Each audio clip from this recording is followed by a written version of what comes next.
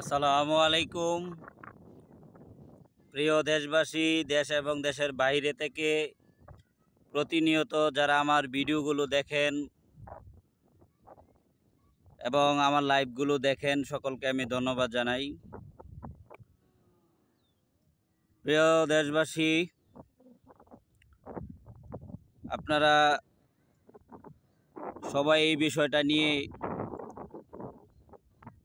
যার যার অবস্থান থেকে তীব্র নিন্দা জানিয়েছেন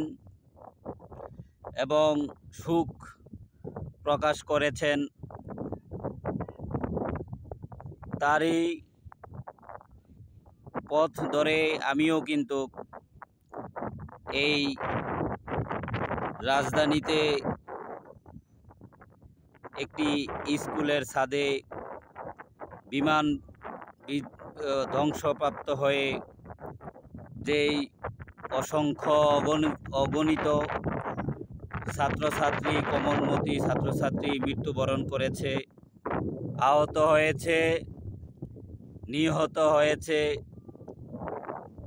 টোটাল বিষয়টা নিয়ে আমরা দেশবাসী উদ্বিগ্ন, আমরা শোকাহত। আমরা আমাদের সেই সন্তানদের বিদেয়ী আত্মার মাগফিরাত কামনা করছি এবং যারা অসুস্থ অবস্থায় মৃত্যুর যন্ত্রণায়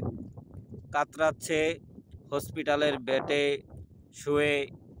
মৃত্যুর সাথে পাঞ্জা লড়ছে, আমাদের সেই আগামী প্রজন্মের দ্রুত সুস্থতা কামনা করছি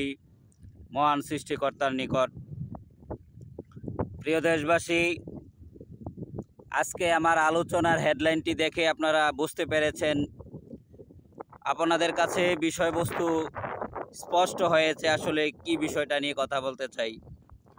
আপনারা জানেন, আমার হেডলাইনটি দর্শকদের উদ্দেশ্যে করে আবারও বলতে চাই। আমার আজকের হেডলাইনটি হচ্ছে, ছাত্রছাত্রীরা চেয়েছে লাশের সংখ্যা, মহাজন দেখছে আওয়ামী লীগের সংখ্যা। প্রিয় দেশবাসী, সকল ছাত্রছাত্রী এবং ছাত্রছাত্রীদের অভিভাবকরা যখন তাদের হারানো সন্তানদের সংখ্যা, তাদের কতজন শিশু আত্মহুতি দিতে হয়েছে, অসুস্থ হয়েছে, আগুনে দগ্ধ হয়েছে, সেটার যখন তারা সুনির্দিষ্ট তথ্য চেয়েছে, তার সুনির্দিষ্ট সহপাঠীরা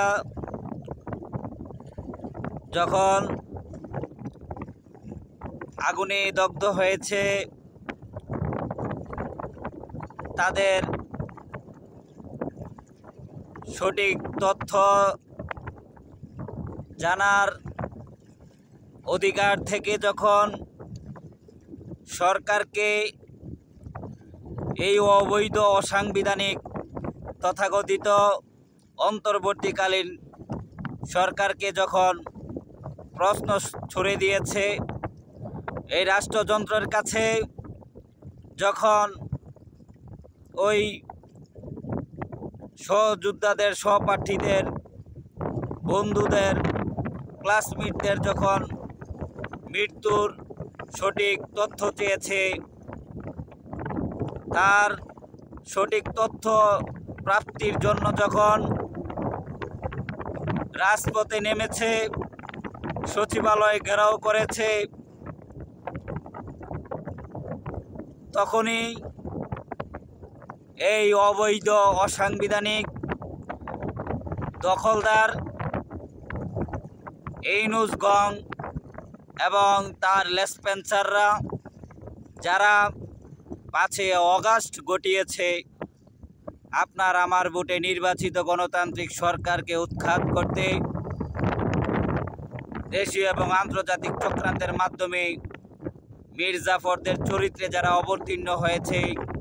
তাদের সকলের ব্লাইন্ড চেক পেয়ে যেই অবৈধ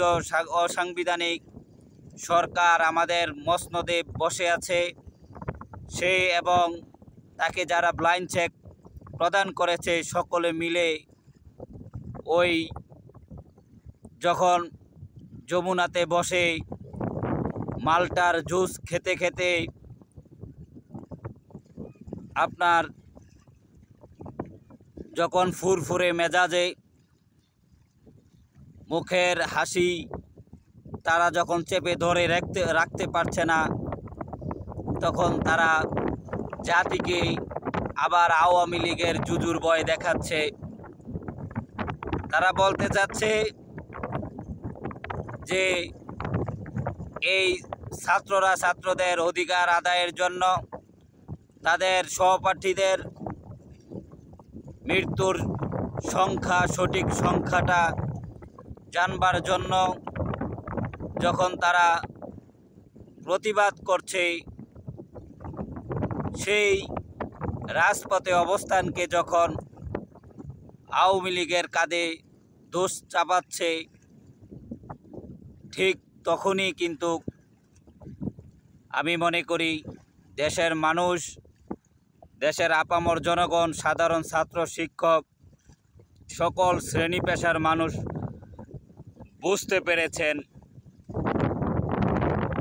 যে রাজধানীর সেই স্কুলের কোমলমতি ছাত্রছাত্রীদের মৃত্যুর সংখ্যা নিয়ে রাজনীতি চলছে। তা না হলে দুর্ঘটনা যদি প্রাকৃতিক কারণে হয়ে থাকে, ঐশ্বরিক কোনো কারণে হয়ে থাকে, যান্ত্রিক ত্রুটির কারণে যদি হয়ে থাকে বা পাইলটের